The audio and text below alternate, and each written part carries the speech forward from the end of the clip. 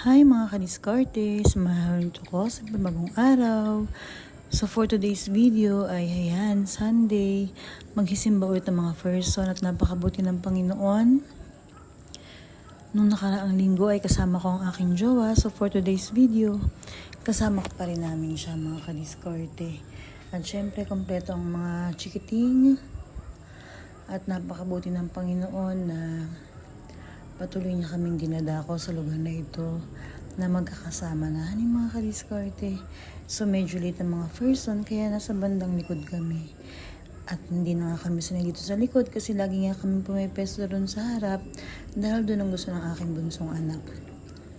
Napakabuti ng Panginoon sa araw na ito mga kadiskarte na talagang lagi niyang ipinapaalala sa atin ang mga dapat nating gawin bilang anak niya, di ba mga kadiskarte?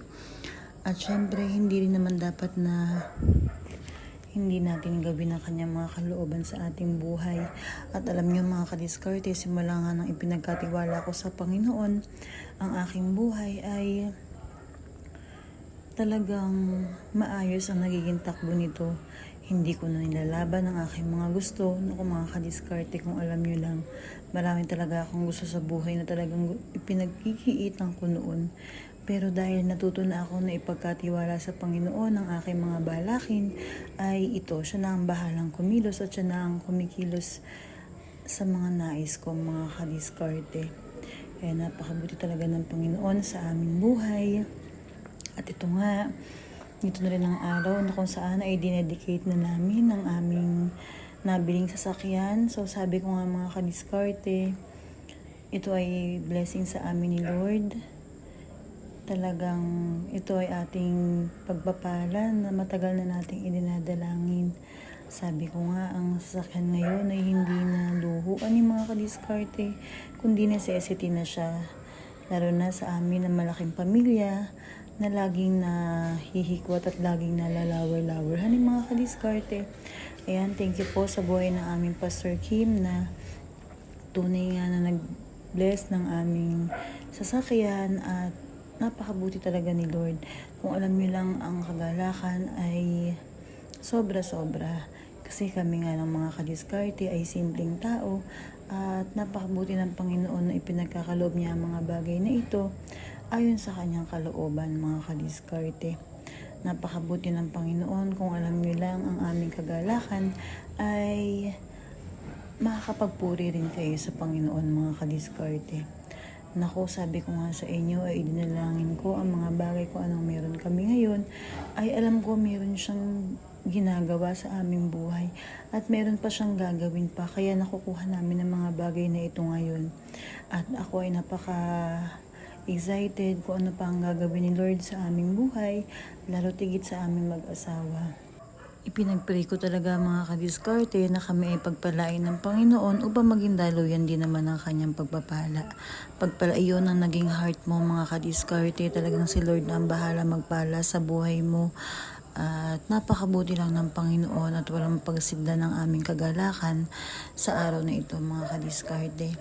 At ayan, kasama ng aking mga anak at aking mami ay syempre nagagalak din naman yan ang aming mga pangarap ay unti-unti na namin nakukuha sa tulong ng Panginoon. Honey, ay sabi ko nga hindi namin to kayang gawin, hindi namin to kayang makuha kung hindi rin naman kami sasamahan ng Panginoon.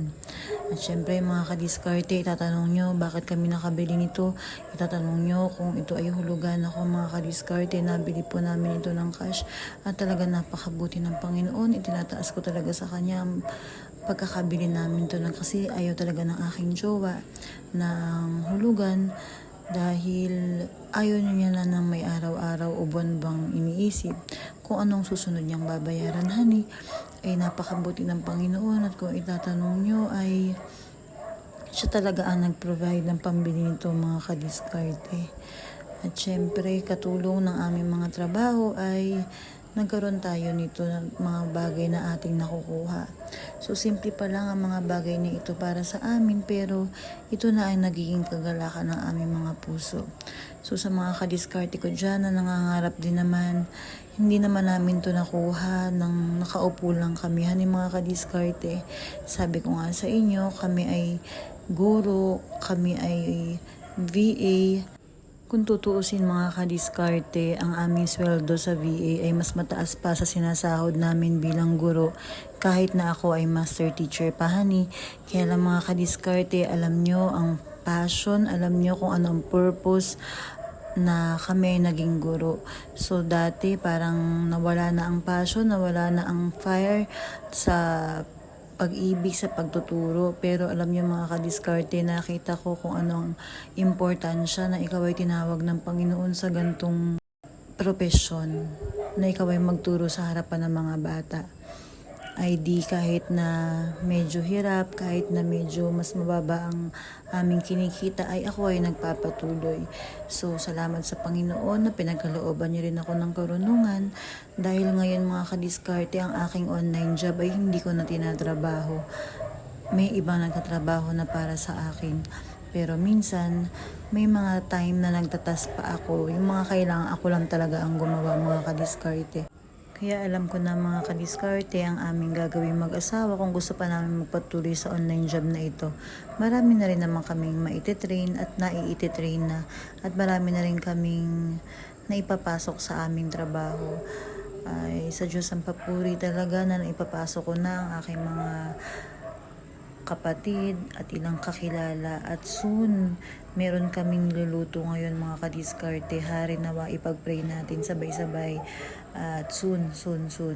Kaya sa Diyos talaga ang papuri sa araw na ito, at nakakagawa tayo ng mga bagay na gumala pag gusto natin gumalahan yung mga kadiskarte. Simple lang naman ang buhay, maging masaya na tayo. Ika nga, life is too short, bakit pa natin kailangang stressin ang ating mga sarili? Yung mga kadiskarte, ay chill lang tayo, good vibes only. Bahala na si Lord sa araw-araw ng ating buhay. O bukas ulit mga kadiskarte, o paano ba yan?